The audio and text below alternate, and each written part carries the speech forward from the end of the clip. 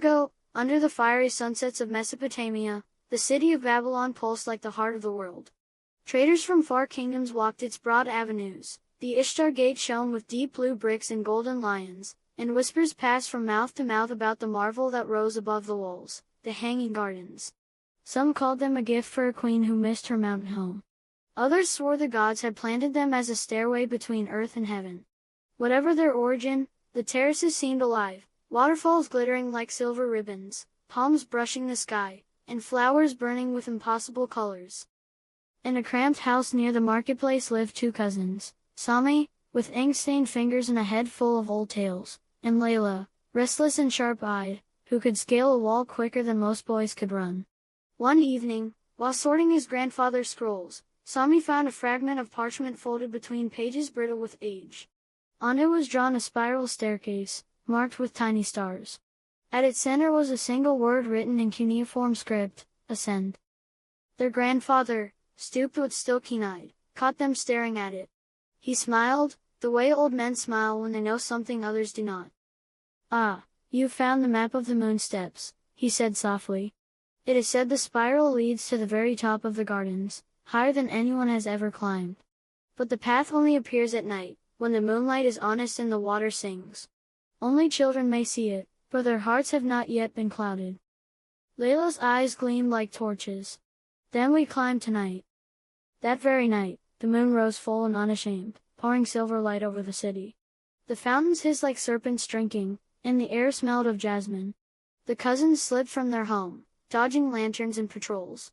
They followed the parchment's faint glow through the shadowed alleys until the looming terraces rose above them, draped in vines.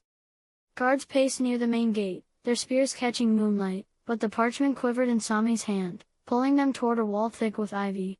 Leila pressed her palm to the stones, feeling a faint hum beneath. Then she parted the vines, and gasped. Behind them lay an archway, carved with ancient symbols, its edges shimmering like starlight on water. The air beyond rippled as though the night sky itself had been woven into a doorway. "Are you ready?" Sami whispered, voice trembling. Leila grinned fiercely. "Always." Together, they stepped through. At once the world changed. The noise of Babylon vanished. They stood at the foot of a spiral staircase of stone, coiling upward through the belly of the gardens. Channels of water trickled down its edges, carved with lions, moons, and stars. Each step glowed faintly under their feet. As they climbed, the staircase seemed alive, whispering in voices carried by stone and water. "Remember the rivers," hissed one step. "Remember the stars," sang another. "Remember the builders who shaped me," murmured the water. The cousins' hearts thundered. Sami repeated the words under his breath, as if afraid they might vanish. Leila pressed on, her eyes wide with excitement, her hands brushing the walls as if to test whether this was dream or reality. At last they emerged onto the first terrace. Palms rose higher than rooftops. Fountains gushed from carved lions. Exotic birds shimmered green and gold as they darted between branches heavy with figs and pomegranates. The air smelled of honey and river mud. But in the center of the terrace stood a guardian, a stone lion larger than a wagon, eyes glowing amber. Its chest rumbled as it came alive, stone joints grinding like thunder. "Who dares climb higher?" the lion demanded, voice booming like a drum.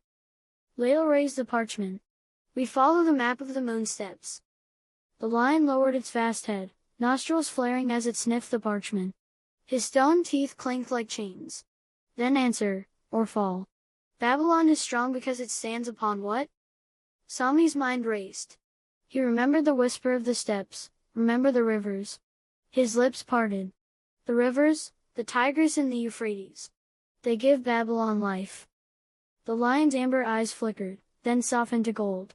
Slowly, he stepped aside. "You may pass. Forget the rivers, and the city will wither." The cousins exchanged a breathless glance. Beyond the lion, the spiral stair rose higher, glowing faintly as if waiting just for them. Without a word, they climbed. The second terrace opened like another world. Trees bent under the weight of figs, dates, and pomegranates so ripe their skins split in the moonlight. Vines spilled down stone columns, thick with flowers that glowed faintly blue. A river channel ran along the path, but here the water bent strangely, curling upward in defiance of gravity, flowing like a serpent that had forgotten the ground. Leila reached out to touch it. The water trembled under her fingers, then coiled away, hissing softly. "It shouldn't be able to climb," she whispered. Before Sami could answer, the stream rose higher, twisting into a shape, arms, shoulders, a face carved from rushing current. A woman stood before them, her body woven of liquid silver. She was tall, regal, her eyes two whirlpools, her voice a rushing river. "I am Shayla too, guardian of waters," she said. "The gardens live because of me. I ask every climber one question. Answer wrongly, and the steps dissolve." Leila tightened her grip on Sami's arm. "What is your question?" The guardian spread her hands. The water around her swirled and pressed against the children's feet. "What is stronger, stone or water?" Leila blurted quickly, "Stone. It stands tall, never moving. It keeps the city safe." Sami's chest pounded. He remembered the steps' whispers, the lion's test. He looked at the guardian. "Water," he said, more carefully. "It carves valleys, moves mountains, shapes the land, though it looks soft." Shayla tilted her head, the stream around her crackling like thunder. Then she laughed, a sound like waterfalls crashing into sunlight. "Both are true. Stone builds, water endures. Babylon thrives because the two serve each other. Remember this, strength is nothing without patience, and patience is nothing without strength." She lifted her arms. The river bent back into its channel, now glowing silver. From its center, steps rose in a spiral of water that hardened into stone beneath their feet. "Climb, children of Babylon." The cousins climbed quickly, the stair tightening around them, the air damp with mist. Sami's sandals slipped once, but Leila grabbed his wrist and pulled him forward, eyes fierce. When they reached the next terrace, the steps vanished into rushing foam, leaving no path behind. This terrace was darker. Vines hung thick, and the moonlight struggled to break through. Carvings of bulls and dragons glowed faintly on the walls. From the shadows, eyes blinked, small, too many, watching. The cousins froze. Then the vines shifted, weaving themselves into the shape of a narrow corridor. At its end stood a man cloaked in leaves, tall as a cedar, his staff carved with spirals of bark. His hair was white, his eyes deep pools of night. "I am Nabu, keeper of wisdom," he said. "Before you climb higher, you must prove you understand why these gardens were built. Tell me, children, why did the terraces rise toward the stars?" Leila swallowed. She remembered the story grandfather had told. "For the queen," she said softly. "So she would not miss her mountains." Nabu's eyes twinkled. "That is love. But love alone cannot raise rivers." Sami spoke next, recalling the whispers of stone and water. "For glory. To show the world what Babylon could do. To make the city eternal." The old man struck his staff on the ground. A circle of light spread out, illuminating carvings of workers lifting stones, engineers shaping pumps, queens gazing at hanging vines. Yes, love and glory.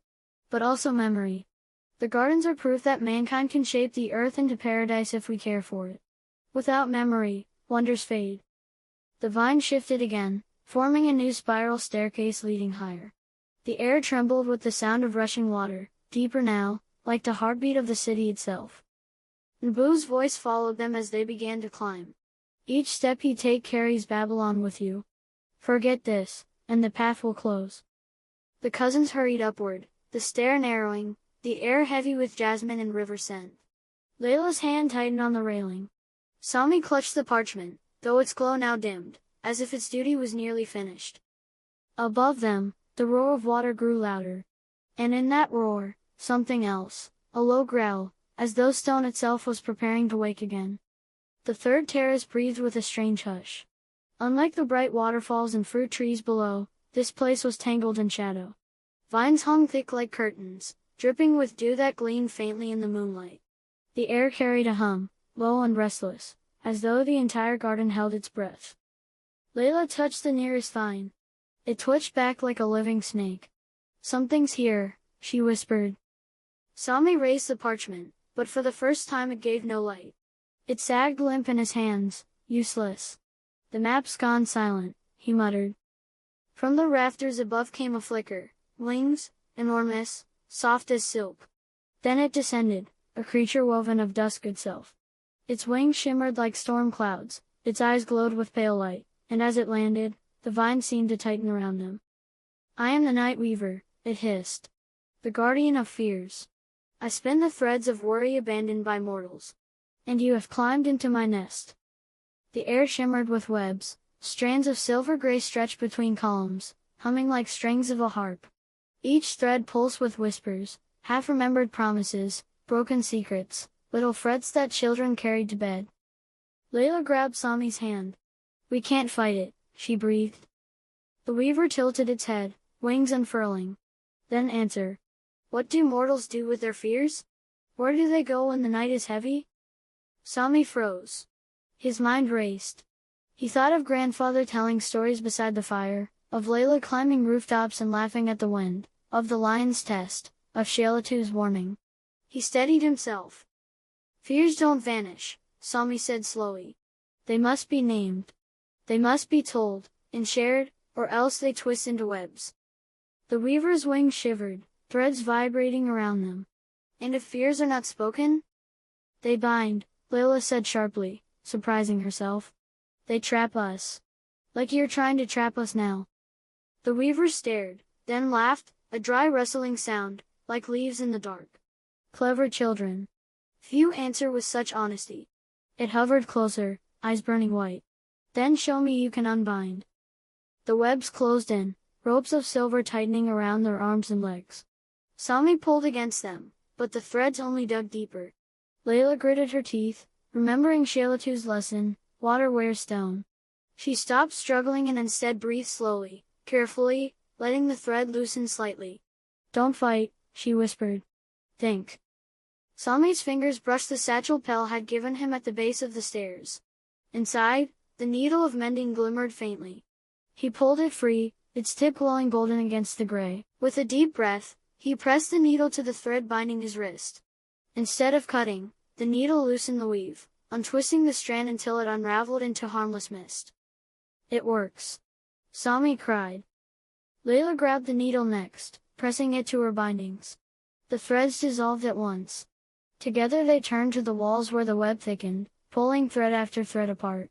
Each one released a sigh, a child's forgotten nightmare, a whisper of worry, a doubt too heavy to carry. The tears grew lighter with every unraveling. The weaver watched silently, wings trembling. At last, when the final strand snapped and vanished, the air cleared. Moonlight spilled freely into the terrace, washing away the shadows. "You have undone what I wove," the weaver murmured. Its tone was no longer sharp but almost thoughtful. "Fears unspoken become prisons. Yet you remind me they can also be softened, set free." It lowered its head. A single filament drifted from its wing, shimmering like dawn. "Take this. A thread for courage. It will mend what cracks cannot hold." Leila reached out, tying the filament gently around the mending needle. It glowed brighter, steady as a heartbeat. The weaver's wings folded. "Climb, children. Beyond lies the bell that guides Babylon. But beware, if the bell falls silent, even rivers forget their paths." The cousins nodded.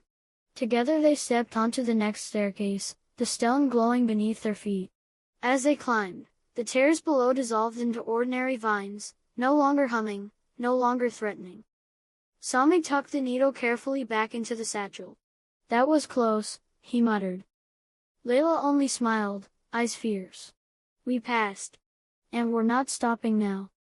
Above them, the roar of rushing water grew louder, steady, deep, like a drumbeat echoing from the top of the world. The spiral stair tightened, stone slick with mist. Each step groaned beneath the children's weight as though the gardens themselves were testing their resolve. Higher and higher they climbed until the air thinned and the roar of water became deafening. At last, the stair broke into an open chamber, the lantern room of a towering structure. A massive bronze bell hung at its center, suspended by chains thick as tree trunks. Its surface was etched with constellations, lions, bulls, dragons, rivers, stars, all glowing faintly. But the bell was strangled by a nest of tangled threads, thousands of them, gray and quivering. The clapper could not move, smothered beneath the weight of woven worry. The cousins froze. They knew at once whose work it was. "The night weaver," Leila whispered. Sami nodded grimly. It spun its fears around the bell. The air in the lantern room was sharp, electric. The bell shuddered under the threads, groaning like a caged giant. Outside, the marshland beyond Babylon lay veiled in fog. Without the bell's sound, ships lost their way, traders wandered, letters never arrived. Even the river seemed restless. From the shadows above, wings unfurled. The night weaver hovered again, larger now, its threads wrapped tight around the rafters. Its voice rasped like tearing silk. "You freed yourselves, but can you free the bell? This is no snare. This is a world's worth of worry. Children cannot carry it." Leila squared her shoulders. "We don't have to carry it. We can set it free." The weaver sneered, but its wings trembled. "Prove it." Sami's hand darted to the satchel. He pulled out the mending needle, now tipped with the weaver's own dawn thread. It gleamed like fire. "Help me," he whispered to Leila. They climbed onto the wooden beams, balancing above the bell. The threads pulsed and hissed, tightening, trying to choke the clapper further. Sami stabbed the needle into one strand. It loosened, unraveling into mist. Leila grabbed another, pulling with all her strength until it snapped and dissolved. The bell groaned, shifting slightly. But the weaver screeched, lashing out with its wings. Threads whipped through the air, binding their ankles, pulling them toward the rafters. Leila kicked, heart pounding. Sami gasped, fumbling the needle. It clattered against the beam and nearly fell, but Leila snatched it midair. "I've got it," she shouted. She drove the needle into the largest knot. The entire web shuddered, then began to unravel in waves. The bell shook violently, chains rattling like thunder. The weaver shrieked, its wings folding in on themselves as the golden dawn thread blazed through its web. For the first time, its voice cracked not with malice but with fear. "If the bell rings, I will be undone." "No," Sami said, voice steady. "If the bell rings, you'll be remade." The last strand broke. With a sound like the sky itself exhaling, the bell of True North swung free. Its clapper struck once, twice, then fully. Boom. The sound thundered across Babylon. It rolled over rooftops, through the markets, across the rivers. The fog above the marsh peeled away. Ships found their stars again. Letters straightened their paths. The hanging gardens themselves seemed to breathe deeper. The weaver froze in midair, wings trembling. The bell's resonance passed through its body. Instead of shattering, its threads dissolved, leaving only the creature's core, small, trembling, but no longer hostile. Its eyes dimmed to soft silver. I am not dust," it whispered. Leila lowered the needle. "You don't have to bind fears anymore. You can cradle them. Keep them safe until they're ready to be named."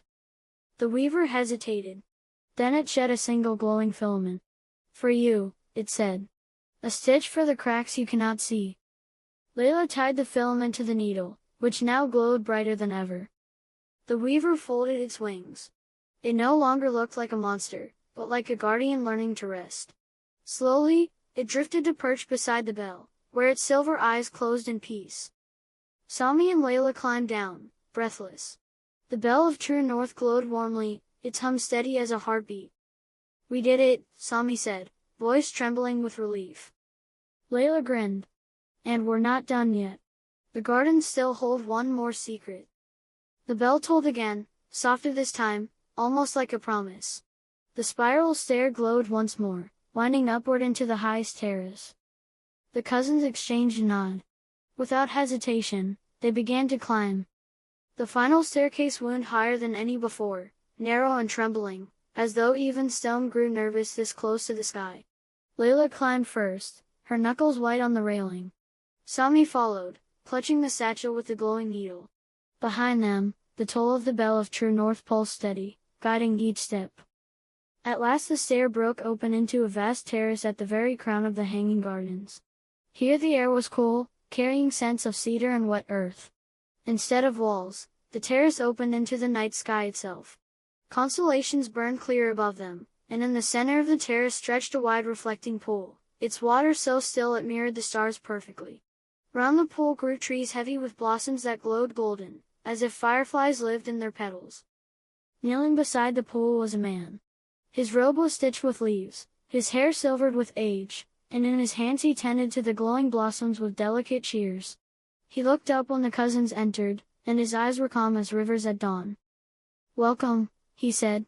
His voice carried the weight of ages, but it was kind. "I am the gardener of memory. Few reach this place. Fewer still are ready." Sami swallowed hard. "What is this place?" "The heart of the gardens," the man answered. "Every wonder has a heart. These blossoms hold the memories of Babylon, the laughter of its children, the sweat of its builders, the dreams of its rulers, the fears of its people. I keep them alive, so history does not wither." He dipped his shears into the pool. Ripples spread outward, and in the water the cousins saw visions: workers hauling stone blocks with ropes, engineers pumping water with clever wheels, a queen standing tall upon the terraces, tears in her eyes as she gazed at her mountains made anew. Leila leaned forward, captivated. "It's like the past is still alive." The gardener nodded. "History never dies. It only waits to be remembered. That is why you climbed. The starlight key chose you not only to face the guardians, but to carry these memories onward." He extended a hand. A small blossom broke free from its branch and drifted toward them, glowing like a captured star. "Take this. It will remind you that every story you tell carries Babylon forward, even when the stones fall silent." Sami cupped the blossom carefully. It pulsed in his palms like a heartbeat. "But why us?" The gardener smiled gently. "Because he listened. Many seek wonders for glory. Few come to hear. You heard the lion's lesson of rivers, Shalitu's truth of stone and water, the weaver's plea for fears, and the bell's call for balance. You will remember, and through you others will too." Leila felt her chest swell with pride. "We won't forget." The gardener turned back to his blossoms. "Then my work is lighter. Go, children. The gardens will close their stare until they are needed again." The pool rippled, and the spiral staircase reappeared, this time descending toward the city. Sami tucked the glowing blossom into the satchel, beside the needle. Together, the cousins descended. When they stepped back through the hidden archway, dawn was breaking. Babylon stretched before them, golden in the rising sun. The waterfalls of the gardens glittered. Birds sang. Merchants were opening their stalls. To everyone else, the night had been ordinary. But Sami and Leila knew better. They walked home silently, their hearts heavy with wonder. At the doorway, grandfather waited, leaning on his cane. His eyes twinkled when he saw the satchel. "Ah! The gardens have spoken to you." Leila ran to him, hugging him tightly. "It was real. All of it. We met the guardians. We saw the heart." Grandfather kissed her hair. "Then you carry Babylon now. Never let it be forgotten." That night, as the cousins lay in their beds, the city outside settling into evening, Sami took out the blossom. It glowed softly, filling the room with golden light. Leila whispered, "Do you think the world will always remember?" Sami smiled. "As long as we tell the story." The blossom pulsed once, twice, as though agreeing. Then it dimmed gently, like a lantern deciding it was time to rest. The cousins closed their eyes, hearts full. Outside, the bell of true north tolled faintly, guiding ships, letters, and dreams alike. And above the gardens, the constellations burned, silent, steady witnesses to a story that would live as long as there were children brave enough to climb.